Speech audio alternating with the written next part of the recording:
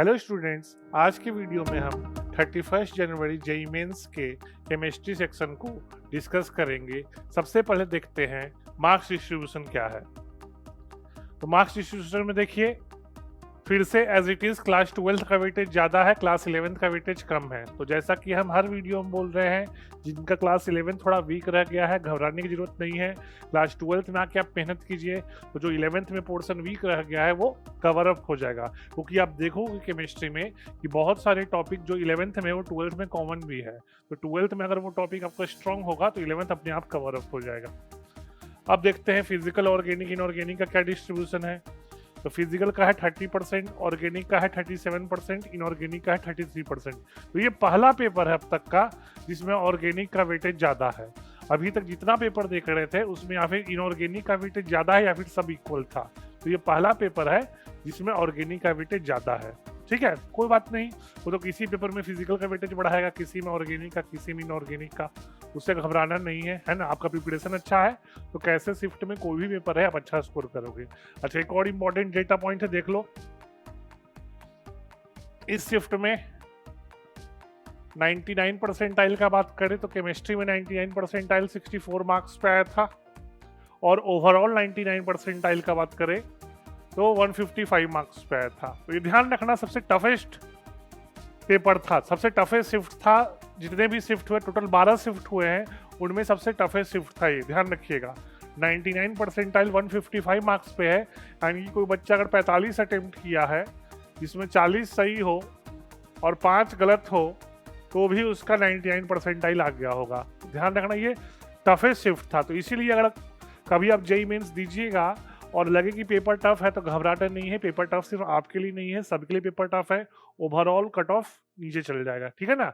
तो प्लीज इस चीज को ध्यान रखिएगा, डिफिकल्ट पेपर में पैनिक नहीं करना। ठीक है, तो फिर अब हम एक एक करके क्वेश्चंस को देखते हैं।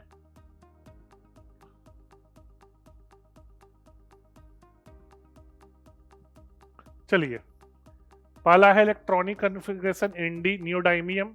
नियोडाइमियम का इलेक्ट्रॉनिक कन्फिग्रेशन देख लीजिए क्या होता है। एटॉमिक नंबर 60 है, नियोडाइमियम का एटॉमिक नंबर 60 है, तो हो जाएगा जेनन।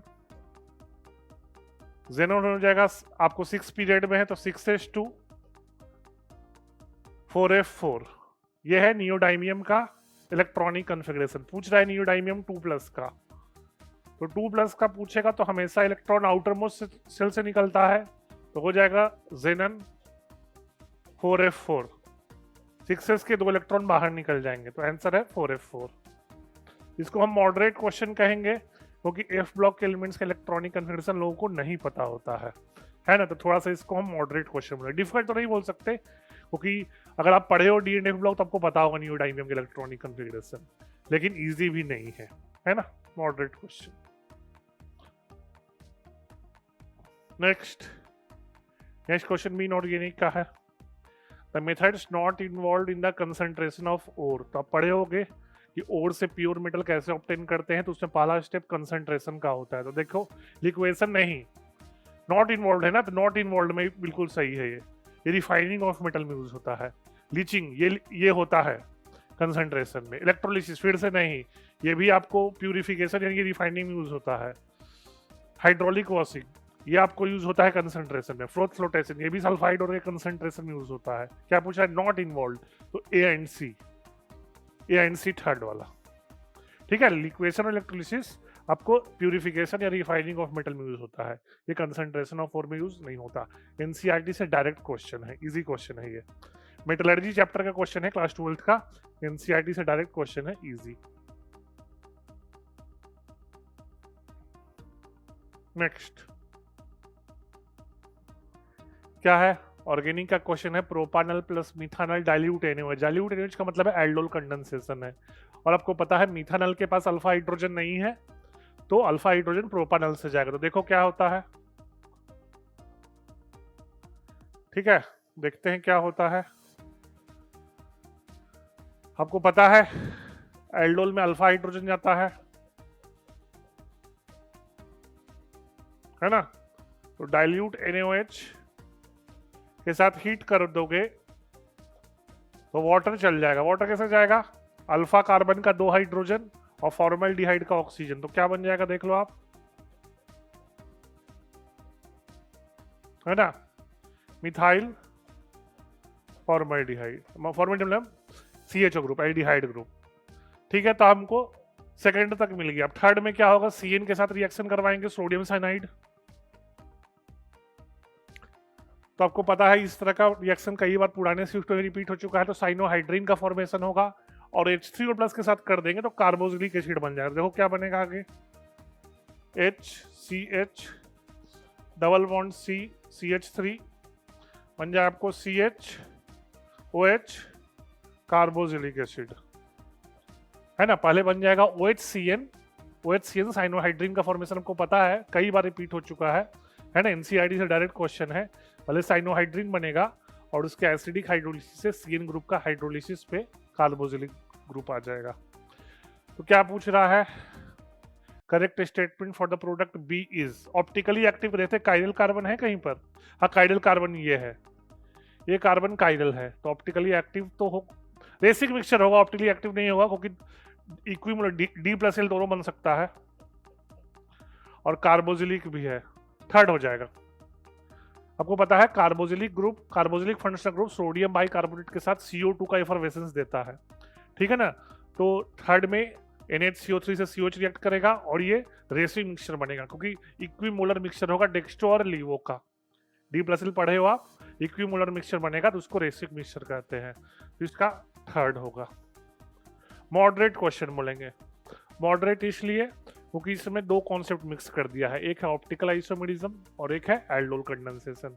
बाकी क्वेश्चन में कुछ खास नहीं था, क्वेश्चन इजी था, लेकिन दो कॉन्सेप्ट मिक्स कर दिया है इसलिए हो सकता है बच्चों को दिक्कत हुआ हो। मॉडरेट क्वेश्चन, रेसिक मिक्सचर होता है इक्विमोलर मिक्सचर ऑफ 2 इनैंसियोमर्स। नेक्स्ट क्या है, the correct order of basicity of oxide. एक चीज याद रखिएगा, आप पीरियोडिक में पढ़े हो, ये पीरियोडिक का भी क्वेश्चन है क्लास 11th का और क्लास 12th का D&F ब्लॉक का भी क्वेश्चन है। ऑक्साइड्स में, मेटल ऑक्साइड्स में ऑक्सीडेशन स्टेट बढ़ेगा, मेटल ऑक्साइड्स में ऑक्सीडेशन स्टेट बढ़ेगा तो ऑक्साइड का एसिडिक स्ट्रेंथ ही बढ़ता है। ये NCERT में साफ साफ लिखा है ये स्टेटमेंट। और ऑक्सीडेशन स्टेट कम होगा तो बेसिक स्ट्रेंथ बढ़ेगा। मेटल ऑक्साइड्स में याद रखिएगा ऑक्सीडेशन स्टेट बढ़ता है तो एसिडिक स्ट्रेंथ बढ़ता है, ऑक्सीडेशन स्टेट घटता है तो बेसिक स्ट्रेंथ बढ़ता है। तो क्या पूछ रहा है, बेसिसिटी, तो जिसमें ऑक्सीडेशन स्टेट सबसे कम हो तो ये हो गया +3 +4 और +5, ये हो जाएगा फर्स्ट ऑप्शन। फर्स्ट में ही अरेंज है increasing order of oxidation state, तो ऑक्सीडेशन स्टेट बढ़ रहा है तो बेसिक नेचर घटेगा, ठीक है ना। तो V2O3 मोस्ट बेसिक है, V2O5 लीस्ट बेसिक है। V2O5 को NCERT में एम्फोटेरिक भी देता है, ठीक है। तो ये इजी क्वेश्चन है, ये D&F ब्लॉक का भी कर सकते हो, जिसको पीरियोडिक आता था क्लास 11th में वो भी कर सकता था ये question. Next, when Cu2+ ion is treated with Ki, a white precipitate is, भाई ये रिएक्शन बहुत फेमस है, टाइट्रेशन रिएक्शन बहुत फेमस रिएक्शन है रेडॉक्स टाइट्रेशन का। Cu2+ + 4I- gives Cu2I2 + I2 और ये होता है व्हाइट PPT।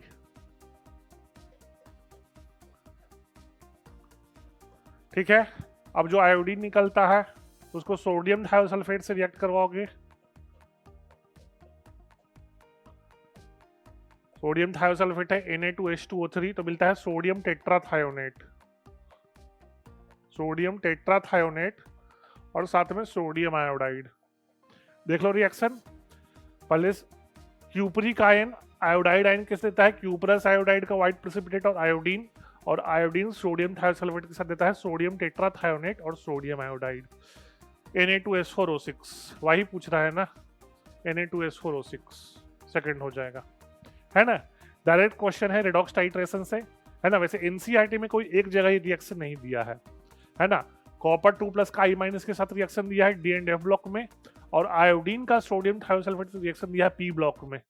है ना। तो मिक्स्ड कॉन्सेप्ट का क्वेश्चन है। एनसीईआरटी में ये दोनों रिएक्शन एक जगह नहीं दिया है। एक है पहला रिएक्शन है डी एंड ए ब्लॉक का, दूसरा रिएक्शन है आपको पी ब्लॉक का, है ना, जिसको मॉडरेट क्वेश्चन बोलेंगे। वैसे काफी फेमस रिएक्शन है, ध्यान रखिएगा। रेडॉक्स टाइट्रेशन में भी से बहुत क्वेश्चन आता है ना। मोलैरिटी निकालना होता है, वॉल्यूम निकालना होता है सॉल्यूशन का, ठीक है। Moderate question.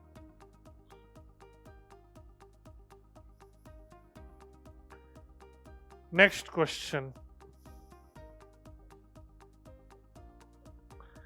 NO2 hydrogen palladium aniline बन जाएगा भाई, इसमें तो कुछ है ही नहीं, रिड्यूस कर देता है।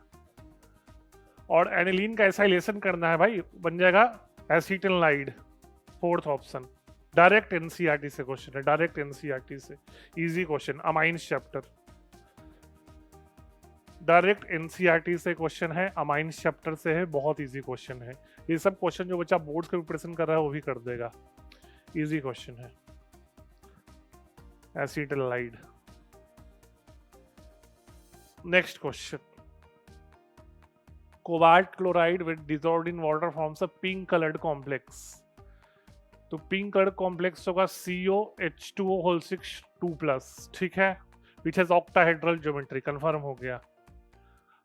This solution on treatment with concentrated डी ब्लू COCl4 2-, यही होगा फर्स्ट। ये ध्यान रखना, अगर आप खोजोगे एनसीईआरटी में तो आपको डायरेक्ट नहीं मिलेगा। ये जो रिएक्शन है आपको मिलेगा क्लास 11th के इक्विलिब्रियम चैप्टर में। ये रिएक्शन कहीं कोई इनऑर्गेनिक चैप्टर में आपको नहीं मिलेगा। ये क्लास 11th के इक्विलिब्रियम चैप्टर में आप पढ़ना, लीच-एटलियर्स प्रिंसिपल, वहाँ इफेक्ट ऑफ टेम्परेचर में रिएक्शन मिलेगा। अगर आप ये रिएक्शन एनसीईआरटी में खोज रहे हो और आपको लगता है ये आउट ऑफ एनसीईआरटी नहीं, आउट ऑफ एनसीईआरटी नहीं है, एनसीईआरटी का ही रिएक्शन है, कहाँ मिलेगा? Class 11th equilibrium chapter, Le Chatelier's principle, effect of temperature, इस टॉपिक में मिल जाएगा आपको, है ना। इसको मॉडरेट क्वेश्चन बोलेंगे।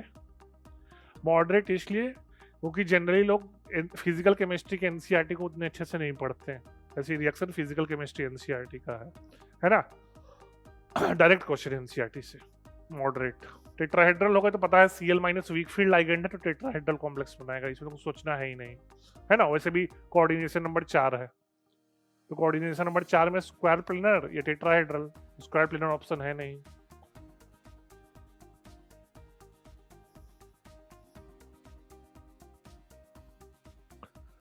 अगला ClO फ्री रेडिकल है, ClO free radical plus NO2। याद रखिएगा ये क्वेश्चन रिपीटेड है, पहले इन्वायरमेंटल केमिस्ट्री क्वेश्चन है, PYQ देखिएगा जेईई मेंस का, उसमें आया हुआ है। X होता है क्लोरीन नाइट्रेट, X जो है आपको क्लोरीन नाइट्रेट होता है, यहाँ पे वैसे लिख दिया है, कंफ्यूज क्लोरीन नाइट्रेट होता है, जिसको आप सोच सकते हो क्लोरीन नाइट्रेट का मतलब Cl+ NO3- से ब्रेक करेगा, इसको क्लोरीन नाइट्रेट कहते हैं। वैसे इन्होंने ClO NO2 लिखा है, और क्लोरीन नाइट्रेट को पानी में डालोगे तो वाटर कैसे ब्रेक करता है? H+OH-, वाटर ब्रेक करेगा H+OH- में, तो H+ कंबाइन हो जाएगा NO3- से, तो नाइट्रिक एसिड, और OH- Cl+ से हाइपोक्लोरस एसिड। याद रखना ये PYQ में आ चुका है क्वेश्चन, प्रीवियस ईयर में आप देखिएगा ये आ चुका है क्वेश्चन इन्वायरमेंटल केमिस्ट्री में। तो HOCl और H3 कहाँ पे है? HOCl H3 Y में है ना। इन्होंने ऐसे लिख दिया है ClO2, इसको क्लोरीन नाइट्रेट भी कहते हैं, है ना, ओजोन लेयर डिप्लेशन के लिए होता है इसमें, ठीक है। हम इसको कहेंगे आपको मॉडरेट क्वेश्चन। मॉडरेट इसलिए फिर से क्योंकि लोग इन्वायरमेंटल केमिस्ट्री टॉपिक पढ़ते नहीं है, ऐसे क्वेश्चन डायरेक्ट एनसीईआरटी से था, है ना, कि ClO फ्री रेडिकल NO2 के साथ क्लोरीन नाइट्रेट देता है, जो कि वाटर के साथ HOCl हाइपोक्लोरस एसिड और नाइट्रिक एसिड देता है। इन्वायरमेंटल केमिस्ट्री क्लास 11th का एनसीईआरटी से डायरेक्ट क्वेश्चन है।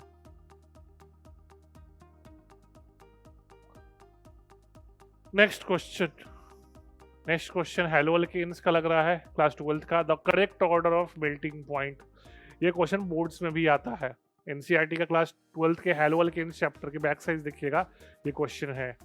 तो आपको पता होगा पैरा आइसोमर का मेल्टिंग पॉइंट सबसे ज्यादा होता है क्योंकि सिमेट्रिकल स्ट्रक्चर होता है उसका। तो पैरा, ऑर्थो और मेटा, पैरा, ऑर्थो और मेटा, फोर्थ ऑप्शन, है ना।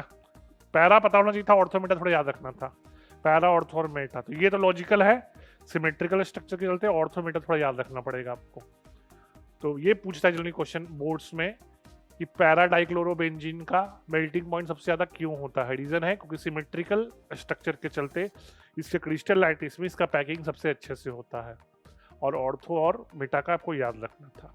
फोर्थ होगा मॉडरेट क्वेश्चन बोलेंगे। मॉडरेट इसलिए क्योंकि लोग ऑर्थो मेटा वाला याद नहीं रखते, है ना। पैरा वाला सबको पता होता है, ऑर्थो मेटा में कंफ्यूज रखते हैं। नेक्स्ट, ये बहुत अच्छा क्वेश्चन था, बताएंगे क्यों। A protein X with molecular weight of 70,000 U atomic mass unit on hydrolysis gives amino acid. One of these amino acid है। इस क्वेश्चन में खास बात क्या था, बच्चे सोचने लगते कि भाई कौन सा प्रोटीन है जिसका molar mass 70,000 atomic mass unit होता है। लेकिन इस चीज को ध्यान रखिएगा, प्रोटीन जो होता है वो बायोपॉलीमर होता है अल्फा अमीनो एसिड का। ये एनसीईआरटी में साफ साफ दिया है, प्रोटीन जो है बायोपॉलीमर, बायोलॉजिकल पॉलीमर होता है अल्फा अमीनो एसिड का। तो जिसमें अल्फा अमीनो एसिड है वो देख लेंगे, गलत है। अल्फा पे अमीनो ग्रुप नहीं है, गलत। ये है सही, अल्फा पे अमीनो ग्रुप है, गलत। बीटा पे है, नहीं है, गलत। तो आंसर हो जाएगा 2। तो बेसिकली बहुत ऑप्शन बहुत अच्छे से बनाया था, लॉजिकल क्वेश्चन था, इसको मॉडरेट बोलेंगे। क्वेश्चन तो बहुत सिंपल है, जिसको पता होगा अल्फा अमीनो एसिड उसमें तो क्वेश्चन है ही नहीं कुछ। लेकिन बहुत बच्चे सोचने लगे होंगे कि कौन सा प्रोटीन है जिसका molar mass 70,000 atomic mass unit है, सोचेंगे हम पढ़े नहीं है इसलिए क्वेश्चन छोड़ के चले गए होंगे। तो ये बहुत लॉजिकल क्वेश्चन था कि प्रोटीन बायोपॉलीमर्स होता है अल्फा अमीनो एसिड का। एक ही ऑप्शन में कार्बोजिलिक अल्फा कार्बन पे NH2 ग्रुप था। सेकंड मॉडरेट क्वेश्चन है ये, क्लास 12th बायोमोलिक्यूल्स।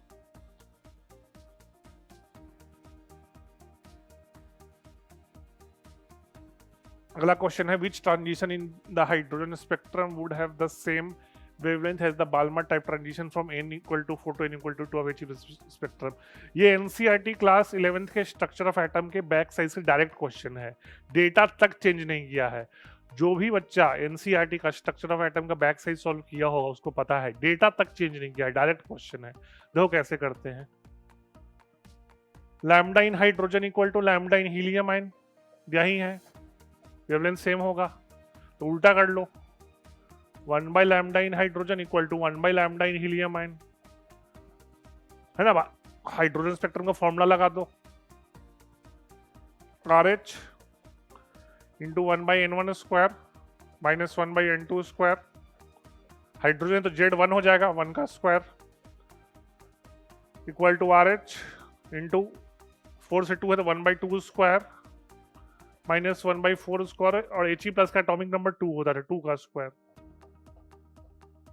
2 का स्क्वायर। ठीक है, RH से RH कैंसिल कर दो तो आ जाएगा आपको 1 by n1 square minus 1 by n2 स्क्वायर equal to 1 by 1 square minus 1 by 2 square. हमने कैंसिल कर दिया तो n1 आ गया 1, n2 आ गया 2, तो 2 से 1, 2 से 1 किस में है, फर्स्ट ऑप्शन में है, लाइमन सीरीज हो गया। डायरेक्ट एनसीईआरटी से क्वेश्चन है, जो बच्चा एनसीईआरटी सॉल्व किया होगा उसे तुरंत हो गया, उसको सॉल्व ही नहीं किया होगा, ऐसे ही टिक कर दिया होगा। डायरेक्ट एनसीईआरटी का क्वेश्चन है ना। हम इसको इजी क्वेश्चन कहेंगे, डायरेक्ट एनसीईआरटी से बिना डेटा चेंज किए। फिजिकल केमिस्ट्री उतना तो पढ़ना ही चाहिए, इजी क्वेश्चन है ये। डायरेक्ट एनसीईआरटी से है without data change. Next question क्या है, match items of column 1 and 2। Column 1 column 2 से सेपरेशन टेक्निक है, फिर से जीओसी का क्वेश्चन है, जीओसी आप देखे होंगे, है ना। सेपरेशन टेक्निक्स दिया हुआ है, देखते हैं कोई एक ऑप्शन पकड़ते। केरोसिन और नेप्थेलिन दोनों हाइड्रोकार्बन है, दोनों के बॉइलिंग पॉइंट लगभग आसपास हैं, तो जब बॉइलिंग पॉइंट आसपास होते हैं तो फ्रैक्शनल डिस्टिलेशन यूज करते हैं। तो C का 4, इसमें C का 4 है भाई, देखते हैं, खत्म हो गया, ऐसे ही खत्म, एक से ही हो गया। चलो फिर भी बाकी का भी देख लेते हैं। Water dichloromethane differential solvent extraction obvious है ना, दोनों एक सॉल्वेंट में सॉल्युबल नहीं होगा, सही है। बी का 3 कॉलम क्रोमेटोग्राफी एनसीईआरटी में साफ साफ दिया है, देख लीजिएगा, डायरेक्ट वही एग्जाम्पल ही उठा दिया है। सी तो बता ही दिए। अब जो बच गया है ना, ग्लूकोज और सोडियम क्लोराइड आयनिक कंपाउंड है, क्रिस्टलाइजेशन से बिल्कुल सही है। मेनली था कि अगर एक दो भी आपको पता होगा तो ऑप्शन मिलकर के कर सकते हो, अगर ऑप्शन ढंग से सेट नहीं किया। हम तो एक ही ऑप्शन से कर दिए। किरोसिन नेप्थलीन दोनों हाइड्रोकार्बन होते हैं, दोनों के बॉइलिंग पॉइंट आसपास होते हैं। तो जब हाइड्रोकार्बन जब सेम नेचर के हो कंपाउंड और बॉइलिंग पॉइंट आसपास हो तो फ्रैक्शनल डिस्टिलेशन यूज करते हैं। सी का 3 मॉडरेट क्वेश्चन बोलेंगे। थोड़ा सा ये टॉपिक बच्चे कम पढ़ते हैं इसलिए मॉडरेट है। वैसे देख रहे हो इन टॉपिक से भी क्वेश्चन आ रहा है, पिछले शिफ्ट में भी इससे क्वेश्चन था, है ना। और ऑप्शन भी इस तरह से बनाया था कि बच्चा को थोड़ा सा लॉजिकल हो, लॉजिकल एप्टीट्यूड हो तो कर दिया होगा। Moderate question. बाकी 3 भी एनसीईआरटी से डायरेक्ट एग्जांपल उठाए हुए हैं। नेक्स्ट क्या पूछ रहा है? The correct increasing order of ionic radii, भाई ये तो सब बच्चा कर दिया होगा, पीरियोडिक प्रॉपर्टीज में पढ़े ही हो कि सारे आइसो इलेक्ट्रॉनिक है, तो आइसो इलेक्ट्रॉनिक स्पीसीज में याद रखिएगा ionic radius is inversely proportional to होता है एटॉमिक नंबर। क्योंकि एटॉमिक नंबर ज्यादा तो न्यूक्लियस से प्रोटॉन ज्यादा, तो इफेक्टिव न्यूक्लियर चार्ज ज्यादा, जेड इफेक्टिव ज्यादा। प्रोटॉन ज्यादा तो जेड इफेक्टिव ज्यादा, तो आउटर मोस्ट सेल को ज्यादा खींचेगा तो रेडियस कम होगा। तो देख लो सारे आइसो इलेक्ट्रॉनिक है, तो सबसे ज्यादा एटॉमिक नंबर कम किसका है? सल्फर का 16, तो सल्फाइड सबसे ज्यादा। एटॉमिक नंबर देख लेते हैं 16, 17, 19, 20, ये हो जाएगा 4th ऑप्शन। सारे आइसो इलेक्ट्रॉनिक है, कैल्शियम में 20 प्रोटॉन है तो सबसे ज्यादा खींचेगा, सल्फाइड में 16 प्रोटॉन है तो थोड़ा कम खींचेगा। तो सल्फाइड का साइज सबसे बड़ा, कैल्शियम आयन का साइज सबसे छोटा। सही है, इजी क्वेश्चन है ये तो आपको क्लास 11th की यूटीएस में भी आता है क्वेश्चन। जो बच्चा है ना स्कूल एग्जाम देता है, स्कूल जाता होगा, उसको पता है सब, तो यूटी में भी आता है।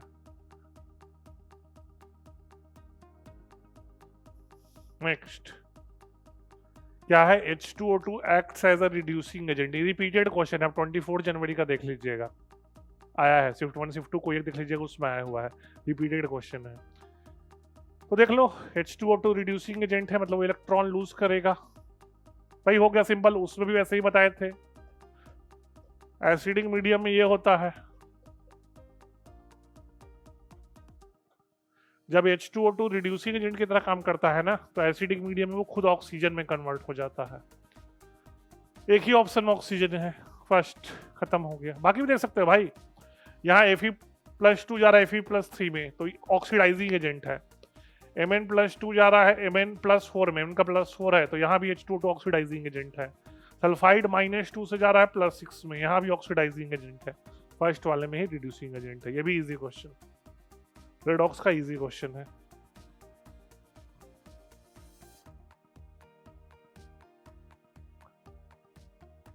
नेक्स्ट क्वेश्चन क्या है? Which of the following artificial sweeteners, chemistry in everyday life question है, has the highest sweetness value in comparison to cane sugar? Alitame, याद रखना है एलिटेम का एनसीईआरटी में टेबल बनाया हुआ है chemistry in real life chapter में। एलिटेम का जो स्वीटनेस है शुगर केन से या केन शुगर से 2000 टाइम्स ज्यादा है। फैक्ट बेस्ड क्वेश्चन है, डायरेक्ट एनसीईआरटी से, है ना। इसको हम मॉडरेट क्वेश्चन बोलेंगे। फिर से है तो इजी, मॉडरेट इसलिए क्योंकि बच्चे चैप्टर पढ़ते नहीं है। जो बच्चा पढ़ता है चैप्टर उसके तो इजी क्वेश्चन है। तो याद रखना है एलिटेम का जो स्वीटनेस है वो केन शुगर से 2000 टाइम्स ज्यादा होता है। ठीक है, तो आंसर होगा एलिटेम।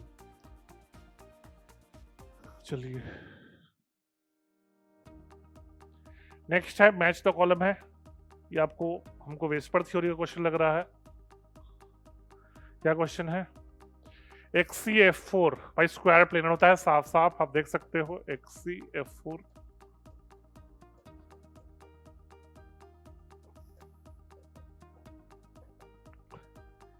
ए का 2 किसमें ए का 2 में है और 4 में है। चलो बाकी देखते हैं। सी देख लेते हैं। सी अमोनियम आयन, सबको पता भाई टेट्राहेड्रल होता है ammonium ion. Ammonium ion tetrahedral होता है क्योंकि 4 bond pair 0 lone pair. Ammonium ion में कोई लोन पेयर नहीं होता है और 4 बॉन्ड पेयर है, आप ज्योमेट्री से देख सकते हो। टेट्राहेड्रल तो ए का 2 और सी का 4, ए का 2 सी का 4, हाँ ए का 2 सी का 4 फोर्थ। बाकी ऑप्शन देखते हैं। बी का 1 हाँ बिल्कुल सही है। SF4 में 4 बॉन्ड पेयर 1 लोन पेयर है। बना के देख सकते हो, 4 बॉन्ड पेयर 1 लोन पेयर, तो वेस्पर थ्योरी से सीसॉ हो जाएगा, बिल्कुल सही है। और BRF3 का बेंड टी सेट बिल्कुल सही है, 3 bond pair 2 lone pair. BRF3 में बॉन्ड पेयर 3 है और लोन पेयर 2 है, तो बेंड टी सेट बिल्कुल डी का 3। ठीक है, तो ये भी इजी क्वेश्चन है, बॉन्डिंग का इजी क्वेश्चन है, कुछ खास है नहीं क्वेश्चन में, easy question of chemical bonding, बस वेस्पर थ्योरी का टेबल याद होना चाहिए था।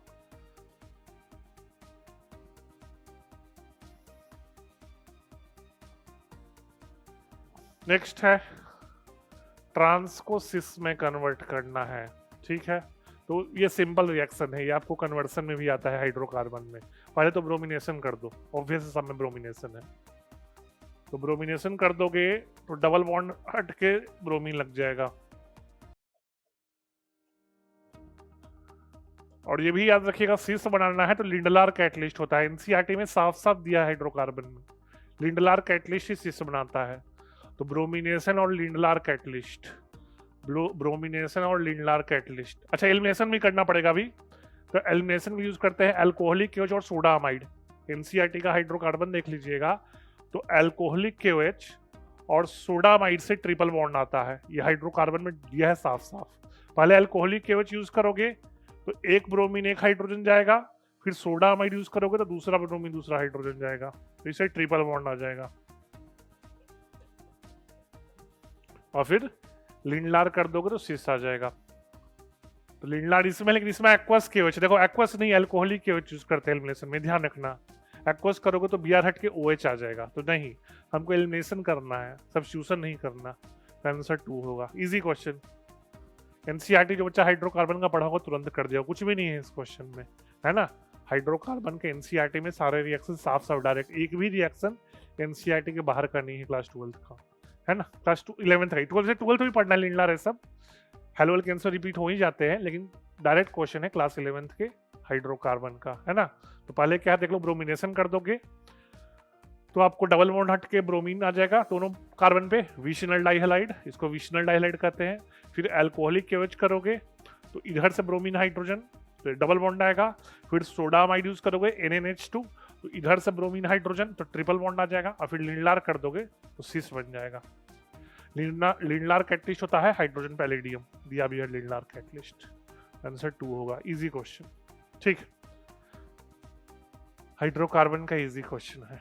नेक्स्ट सरफेक्टेंट का लग रहा है क्वेश्चन, ये environmental chemistry sorry, surface chemistry का है। सरफेस केमिस्ट्री मीसल्स फॉर्मेशन में दिया हुआ है, adding surfactant in non polar solvent the Meselson structure. साफ साफ है भाई, है ना, पोलर एक जगह रिलेट कर जाएगा, नॉन पोलर सॉल्वेंट में फ्लोट करते रहेगा, आंसर ए होगा।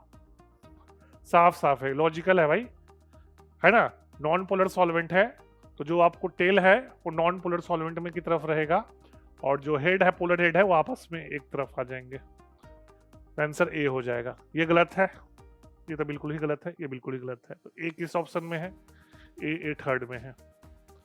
एनसीईआरटी में डायरेक्ट दिया है ना, डायरेक्ट आपको कॉन्सेप्ट दिया हुआ है कि नॉन पोलर सॉल्वेंट में जो आपको जो टेल होता है ना वो बाहर फ्लोट करता है, और जो पोलर हेड होता है वो एक डायरेक्शन करता है। ठीक है, कॉन्सेप्चुअल क्वेश्चन था, हम मॉडरेट बोलेंगे, थोड़ा कॉन्सेप्ट लगाना था, लेकिन जो पढ़ा है टॉपिक उसके लिए कुछ खास था नहीं क्वेश्चन में। देखो सीडी तो पक्का गलत है, ऐसे मिसल्स बनता नहीं है, कंफ्यूजन था ए और बी में, और जो एनसीईआरटी पढ़े हैं सरफेस केमिस्ट्री का वो कर दिए होंगे।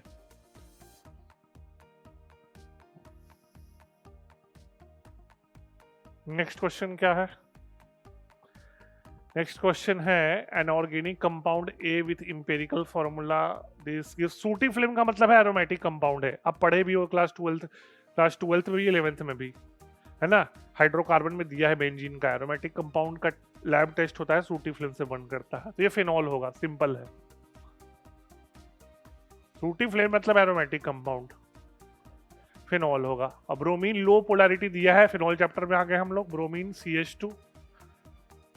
हाई यील्ड मतलब पैरा प्रोडक्ट, लो यील्ड ऑर्थो होता है, हाई यील्ड पैरा होता है, पैरा ब्रोमोफेनॉल फर्स्ट ऑप्शन, है ना। तो सूटी फिल्म दिया ना, वो क्लियर कर दिया कि बेंजीन रिंग वाला होगा, तो फिनॉल हो गया, बाकी सब ऑप्शन यूजलेस है।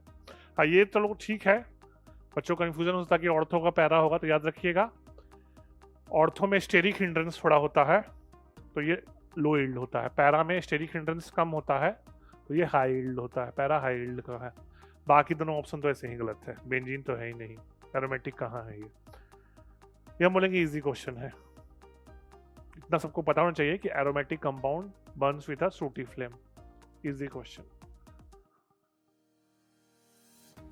नेक्स्ट क्वेश्चन क्या है, which one of the following statement is correct for electrolysis of Bryan. तो ब्राइन में याद रखिएगा कैथोड पे है ना, कैथोड पे आपको वाटर का कर देंगे हम। कैथोड पे क्या होता है, रिडक्शन होता है तो मिलता है हाफ H2 और OH माइनस, और एनोड पे क्लोरीन गैस, ये एनोड है और ये कैथोड है। ये क्लास 10th में भी पढ़ना था और 11th में भी पढ़ना है। सोडियम क्लोराइड का प्रिपरेशन 10th में पढ़ना था, 11th में पढ़ना है। तो देख लेते, चलो ऑप्शन चेक करते हैं क्या है। Chlorine is formed at cathode, गलत है एनोड पे। O2 is formed at cathode, गलत है। H2 is formed at anode, नहीं H2 कैथोड पे, गलत है। OH minus is formed at cathode, सही है OH माइनस। इजी क्वेश्चन है, एस ब्लॉक का क्वेश्चन है, इजी क्वेश्चन।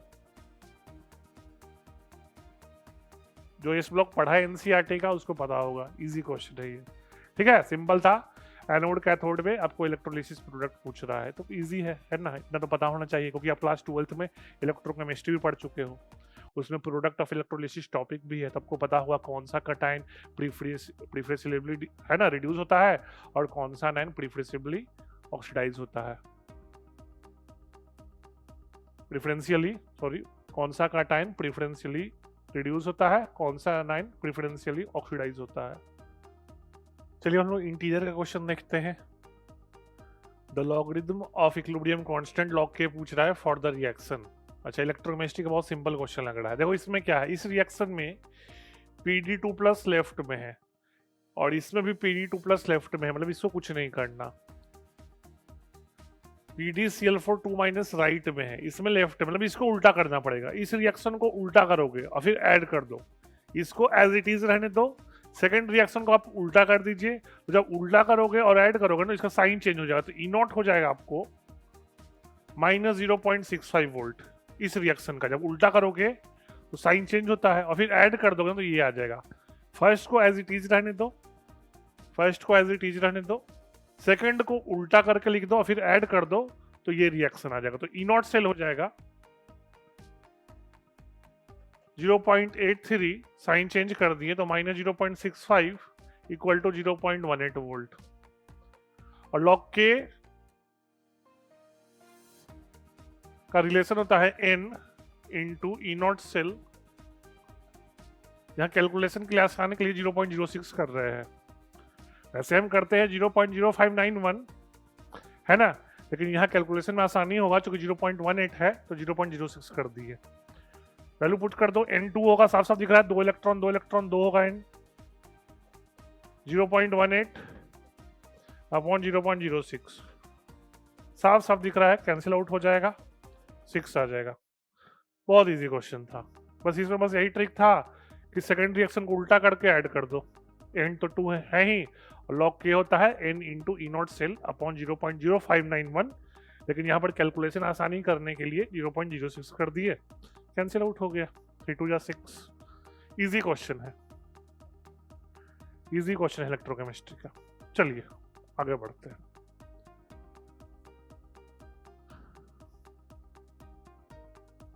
नेक्स्ट है रेट कांस्टेंट दिया है, ठीक है, और उसी आर्हेनियस इक्वेशन से है भाई। लॉग, हाँ लॉग ही दिया है तो लॉग ही लेंगे। Log K2/K1 equal to EA/2.303R into 1/T1 minus 1/T2। के क्या दिया है पहले, मतलब कैंसिल कर दो, लॉग 5/3 वैल्यू पुट कर दोगे 0.05 0.03, वैल्यू दिया है 0.05 0.03, तो लॉग 5/3 तो आ जाएगा आपको log 5 माइनस log 3 ये बाई आर का वैल्यू क्या दिया है, आर आपको दिया 8.3,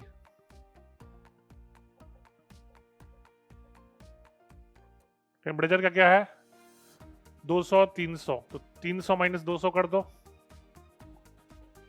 300 माइनस 200 अपॉन 300 इंटू 200, ये हो जाएगा, सॉल्व कर लोगे 0.22,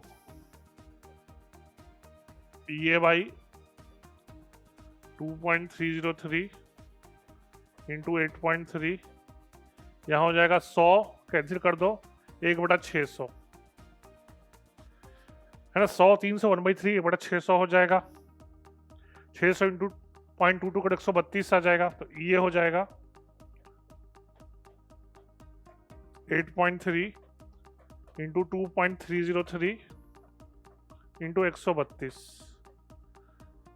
ये अप्रोक्सीमेटली जूल में पूछ रहा है, जूल में पूछ रहा है तो डायरेक्ट मल्टीप्लाई कर देंगे, इसको सॉल्व कर लोगे अप्रोक्सीमेटली आ जाएगा 2520 जूल।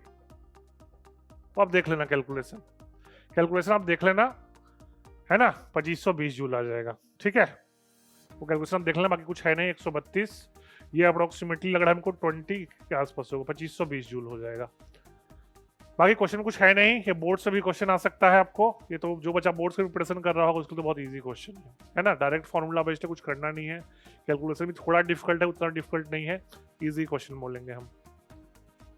देन फिर से हम एक एडवाइस करेंगे कि जो इंटीरियर टाइप क्वेश्चन है उसमें आपके पास ऑप्शन रहता है 5 ही अटेम्प्ट करना है, तो पहले देख लीजिएगा कि इनऑर्गेनिक ऑर्गेनिक के क्वेश्चन है, अगर वो इजी है तो उनको सॉल्व कीजिएगा, फिजिकल के क्वेश्चन थोड़ा अवॉइड कीजिएगा, क्योंकि अगर कैलकुलेशन ज़्यादा है, चूंकि नियरेस्ट इंटीरियर पूछ रहा है ना, तो सब कुछ आते हुए भी कैलकुलेशन मिस्टेक के चलते आपका -1 हो सकता है।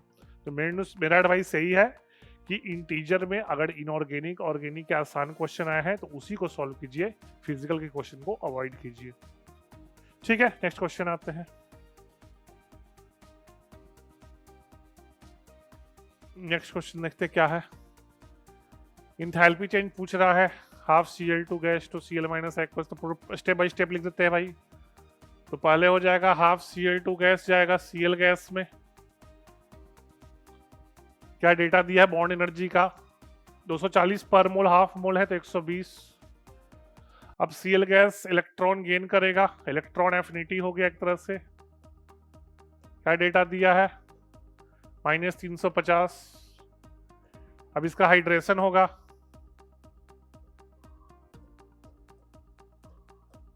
Cl माइनस एक्वस, क्या डेटा दिया है -380। ऐड कर दो, आप इन तीनों को ऐड कर दोगे, इस इक्वेशन को इस इक्वेशन को इस इक्वेशन को ऐड कर दोगे, ये इक्वेशन मिल जाएगा।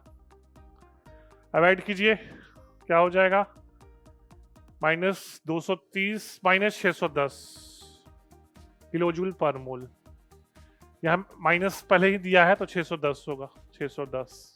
बहुत इजी क्वेश्चन था, हम इसको इजी बोलेंगे भाई, इतना तो आना चाहिए, जो सिंपली मैथमेटिक्स था, कोई भी मतलब कोई कॉम्प्लिकेटेड स्टेप नहीं था, कोई भी कॉम्प्लेक्स स्टेप नहीं था, डायरेक्ट सिंपल करना था इसमें। Cl2 गैस को पहले Cl गैस में कन्वर्ट कर दिए, Cl गैस इलेक्ट्रॉन गेन कर लिया, Cl माइनस गैस का हाइड्रेशन हो गया, इतना तो आपको आना ही चाहिए इनऑर्गेनिक केमिस्ट्री, इजी क्वेश्चन है और कैलकुलेशन भी आसान है। तो मेरे अनुसार इंटीरियर टाइप में ये क्वेश्चन करना चाहिए था, क्योंकि इसमें कोई डेसिमल तो है ही नहीं, इजी क्वेश्चन है ये, बस आपको इक्वेशन लिखने आना चाहिए, है ना। तो अगर आप इनऑर्गेनिक केमिस्ट्री पढ़े हो तो ये सब तो बेसिक है, ये सब तो आना ही चाहिए। Next,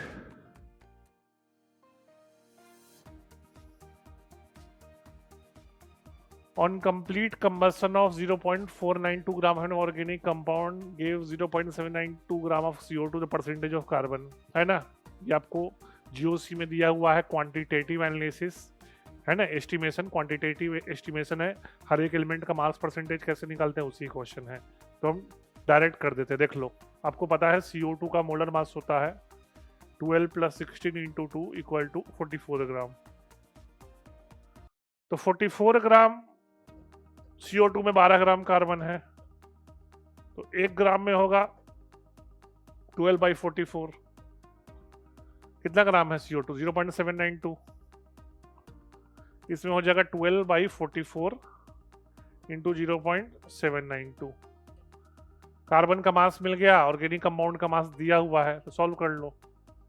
12/44 into 0.792 upon 0.492 into 100, mass percentage पूछा है ना, इंटू 100, तो अप्रोक्सीमेटली आ जाएगा 44%। 43.9 के आसपास आता है, अप्रोक्सीमेटली 44% आ जाएगा। कैलकुलेशन थोड़ा खुद से देख लीजिएगा, है ना, कैलकुलेशन तो आना चाहिए आपको, अगर आप इंजीनियर बनना चाहते हो तो कैलकुलेशन तो आना चाहिए। तो 43.9 के आसपास होगा, जिसको नियरेस्ट इंटीजर पूछा है, तो अप्रोक्सीमेटली हम 44% कर दिए। इजी क्वेश्चन था, इतना तो आना चाहिए। पीवाईक्यू में बहुत इस तरह क्वेश्चन रिपीट किए हैं, और इसी जेई मेंस के जनवरी स्विफ्ट के ही पुराने स्विफ्ट में रिपीट हुए इस तरह क्वेश्चन। तो जो बच्चा मेमोरी बेस्ड पेपर को देखता होगा उसको ये क्वेश्चन दिखा होगा इस तरह का, इजी क्वेश्चन था। नेक्स्ट क्वेश्चन, नेक्स्ट क्या है? At 27 degree Celsius a solution containing 2.5 gram of solute in 250 ml of solution exerts an osmotic pressure दिया है, मोल्डर मास पूछ रहा है। Solution and colligative property question है। क्वांटम फैक्टर कोई डिस्कशन नहीं है, तो पाई इक्वल टू कर देंगे CRT। आपको दिया है ऑस्मोटिक प्रेशर पास्कल में, तो उसको बार में कन्वर्ट कर दो, है ना, तो अप्रोक्सीमेटली हो जाएगा 400 बाई 1.01 और ऊपर 10 का पावर -5 हो जाएगा, ये बार में अप्रोक्सीमेटली हो जाएगा। कंसेंट्रेशन कर दो नंबर ऑफ मोल्स, तो मोलर मास हम सोल्यूट का x मान लेते हैं, x, और 250 ml है तो 0.25 लीटर हो गया, और R दिया है 0.083, टेम्परेचर कितना दिया है 300 केल्विन। ठीक है, इसमें ध्यान रखना था, प्रेशर पास्कल में दिया है तो उसको बार में कन्वर्ट कर देंगे, क्योंकि R दिया है उसमें। अब देखो कैसे करेंगे, ये 10 टाइम्स हो गया, ये 0 कर दो, नियरेस्ट इंटीजर पूछा है तो इसको मान लो 4 ही मान लें। x क्या हो जाएगा, x हो जाएगा 0.83 इंटू 3 अपॉन 4 इंटू 10 का पावर -5, ऊपर जाके सॉल्व कर लोगे तो हो जाएगा 83,000, है ना, 83,000 मतलब 249,000 अपॉन 4, ये हो जाएगा 62,250 ग्राम पर मोल। 1.01 को इग्नोर कर दी हम, ठीक है, उसको इग्नोर कर दी हम कैलकुलेशन आसानी के लिए, तो 62,250 हो जाएगा। कैलकुलेशन थोड़ा टफ था, इसीलिए बोल रहे हैं फिजिकल में कैलकुलेशन टफ है, तो इंटीरियर में अगर ऑप्शन हो तो अवॉइड कीजिएगा, क्योंकि हम तो यहाँ आराम से कर दिए, क्योंकि उतना प्रेशर था नहीं। आप पे एग्जाम में थोड़ा स्ट्रेस रहता है तो कैलकुलेशन मिस्टेक का चांसेस रहते हैं, तो इस तरह क्वेश्चन अवॉइड किया कीजिएगा। इनऑर्गेनिक के ऑर्गेनिक क्वेश्चन को पहले देखिएगा कि क्या वो क्वेश्चन हो सकते हैं आपसे, ठीक है। मॉडरेट क्वेश्चन बोलेंगे, मॉडरेट इसलिए थोड़ा कैलकुलेशन था इसमें, थोड़ा सा आपको पास्कल को बार में कन्वर्ट करना था, ठीक है।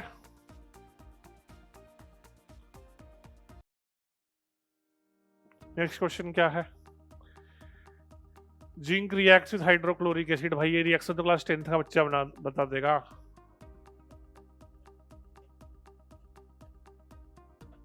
चलो देखते हैं भाई क्या क्वेश्चन है। The volume of hydrogen gas produced at STP, अच्छा ये दिया है एसटीपी पे 22.7 लीटर, 11.5 ग्राम, तो मोल्स निकाल दो, क्या हो जाएगा 11.5 अपॉन 65.4, सिंपल है।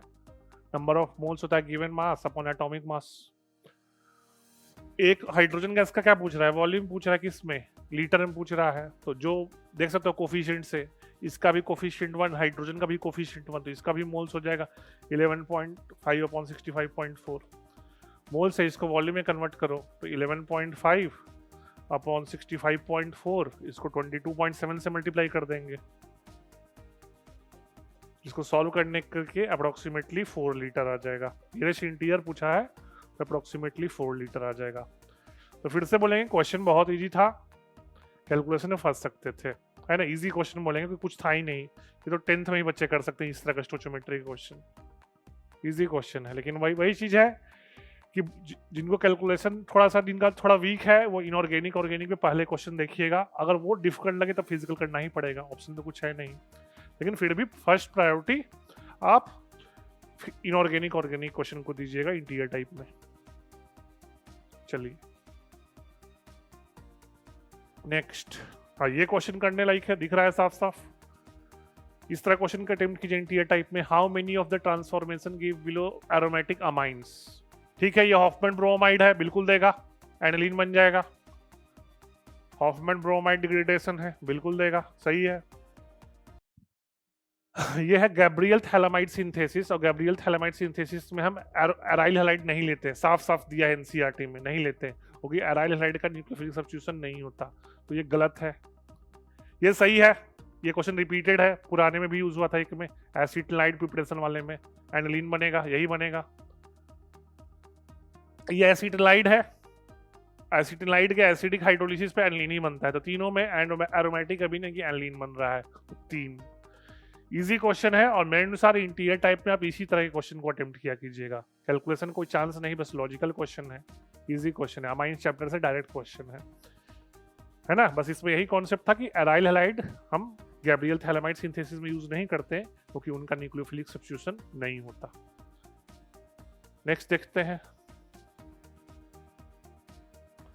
नेक्स्ट क्वेश्चन है इक्विलिब्रियम का लग रहा है, केपी दिया है, केसी पूछ रहा है, भाई क्वेश्चन कुछ है ही नहीं, सबको पता है। केपी इक्वल टू होता है केसी इंटू आर टी का power delta n g. Delta n g क्या हो जाएगा, 1 माइनस 3/2 माइनस हाफ। केसी हो जाएगा केपी है 2 इंटू 10 का पावर 12 अपॉन आर टी का पावर माइनस हाफ, तो ऊपर कर दो इसको, ऊपर हो जाएगा ना, ऊपर प्लस हाफ हो जाएगा, तो आर है 0.0821 इंटू टी कितना है 300, डेल्टा एन जी हाफ हो जाएगा, क्योंकि नीचे माइनस हाफ था, ऊपर जाके हो जाएगा, 1 मान लो, है ना, वैसे कर ही दिया, वही मान लेते हैं। 325 मान लो, 300 इंटू 0.08 अप्रोक्सीमेटली 5 मान सकते, 25 मान सकते, 25 का स्क्वायर रूट 5 हो जाएगा, अप्रोक्सीमेट कर रहे हैं क्योंकि नियरेस्ट इंटीजर पूछा है, तो 5 इंटू 2 इंटू 10 का पावर 12, तो 1 इंटू 10 का power 13।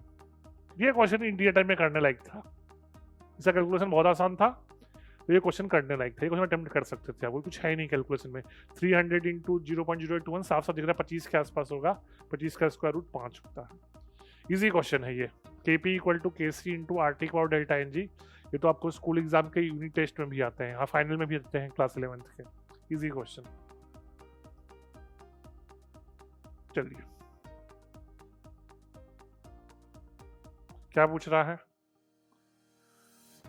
The oxidation state of phosphorus in hypophosphorous. ये अच्छा क्वेश्चन है, गुड क्वेश्चन, हम इसको डिफिकल्ट बोलेंगे, डिफिकल्ट इसलिए बोलेंगे क्योंकि जो ग्रुप क्लास 12th के डी ब्लॉक में फॉस्फोरस के जो ऑक्सो एसिड दिए हुए हैं, बच्चे उन सारे ऑक्सो एसिड का फॉर्मूला याद रखते नहीं है, और ये अच्छा है, मतलब ये एसिड का नाम बहुत, इस एसिड का फॉर्मूला बहुत कम बच्चों को पता होता है, तो हम गुड क्वेश्चन बोलेंगे, इसको अवॉइड कर सकते थे आप, इंटीरियर टाइप में था ना, 10 में से 5 ही करना होता है, इसको अवॉइड कर सकते थे।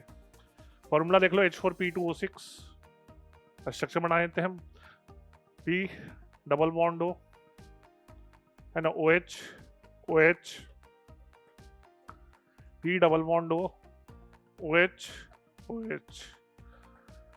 1 2 3 1 2 3 6 H4 है, 1 हाँ 2 2 4, ठीक है, H4P2O6। ऑक्सीडेशन स्टेट तो अब निकाल लो, है ना, 2x मान लो, 2x plus 4 plus 6 into -2 equal to 0, x plus 4 आ जाएगा, है ना। मेन स्ट्रक्चर आना था या फॉर्मूला आना था, है ना, तो इससे भी क्वेश्चन आ सकता है फ्यूचर में अप्रैल शिफ्ट में कि फॉस्फोरस जो आपको हाइपोफॉस्फोरस एसिड है उसका बेसिसिटी क्या होगा, तो बेसिसिटी क्या होता है, कितने OH बॉन्ड हो, 1 2 3 4, तो बेसिसिटी भी 4 ही है, तो इस तरह क्वेश्चन आ सकते हैं, क्योंकि अब जेईई मेंस में आ चुका है ये, इसके फॉर्मूला को ध्यान रखिएगा, फ्यूचर में भी रिपीट कर सकता है, फ्यूचर शिफ्ट में, अप्रैल शिफ्ट में, ठीक है। इसको डिफिकल्ट क्वेश्चन इसीलिए दे रहे हैं क्योंकि बच्चों को इसका फॉर्मूला पता नहीं होता, बाकी क्वेश्चन तो बहुत ईजी है, मेन दिक्कत बच्चों को इसका फॉर्मूला याद रखने में होते हैं, इसलिए मेरे अनुसार ये डिफिकल्ट क्वेश्चन था।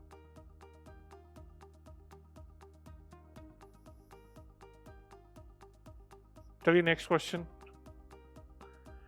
नेक्स्ट क्वेश्चन क्या है, the total pressure of mixture of non reacting gases, मतलब डाल्टन्स लॉ पे हिंट कर रहा है, दिया हुआ है। Partial pressure of gases simple Dalton's law पे, सबको पता होगा। Partial pressure of gas X equal to लिख सकते हो आप mole fraction of gas X into total pressure into total pressure. Partial pressure of gas X equal to mole fraction of gas X into total pressure. चलो देखते हैं molar mass कितना है 20, तो 0.6 upon 20 upon 0.6 upon 20 plus 0.45 upon 45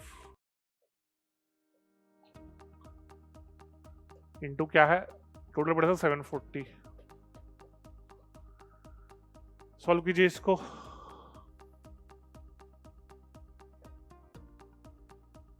तीन बटा 100 upon 3/100 plus 1/100 into 740। 100 cancel out हो जाएगा, 3/4 हो जाएगा, 3/4 into 740, 4 into 185, 555 millimetre of Hg, 555। Easy question था ये, इजी क्वेश्चन था। कैलकुलेशन लग तो रहा था कि शुरू में डिफिकल्ट होगा, लेकिन बाद में सिंपल कट हो गया सारा।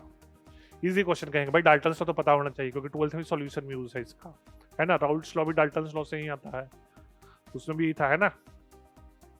इजी क्वेश्चन है। तो क्या क्वेश्चन में कॉन्सेप्ट था देख लो। पार्शियल प्रेशर कोई भी गैस का in a mixture of non reacting gases होता है, मोल फ्रैक्शन ऑफ गैस उसका into total pressure. Mole fraction निकाल दिए हम, दोनों गैस के मोल्स निकाल के मोल फ्रैक्शन निकाल दिए, इनटू टोटल प्रेशर कर दिए। कैलकुलेशन आसान था, 3/4 इंटू 740 आ गया, 555 millimetre of Hg। Easy question था ये, कैलकुलेशन भी आसान था, कॉन्सेप्ट भी आसान था। नेक्स्ट क्वेश्चन देखते हैं। चलिए, लगता है पेपर हो गया। तो आप देख सकते हो भले ही ये स्विफ्ट काफी ओवरऑल काफी टफ था क्योंकि 99 परसेंटाइल सिर्फ 155 मार्क्स पे आया था ओवरऑल, लेकिन केमिस्ट्री इसका बहुत आसान था। तो जो बच्चा का केमिस्ट्री स्ट्रांग था उसके लिए अगर केमिस्ट्री वो 70 मार्क्स स्कोर कर देता मान लो, तो उसके लिए बाकी दोनों फिजिक्स और मैथ्स में 85 स्कोर करता, तो है ना, तो उसके 99 परसेंटाइल आ जाते हैं। तो ध्यान रखिएगा जेई मेंस में केमिस्ट्री काफी स्कोरिंग होता है क्योंकि जनरली जेई मेंस वाले एनटीए वाले एनसीईआरटी से डेविएट नहीं करते, है ना। और एनसीईआरटी बहुत डिफिकल्ट बुक नहीं है, डिफिकल्ट इसलिए लगता है क्योंकि बच्चे पढ़ते नहीं हैं। तो ठीक है, आज हमने 31 जनवरी का शिफ्ट 2 भी 31 जनवरी का शिफ्ट 1 डिस्कस कर दिया है ना। नेक्स्ट वीडियो में हम 31 जनवरी का शिफ्ट 2 डिस्कस करेंगे। आज के लिए इतना ही, थैंक यू।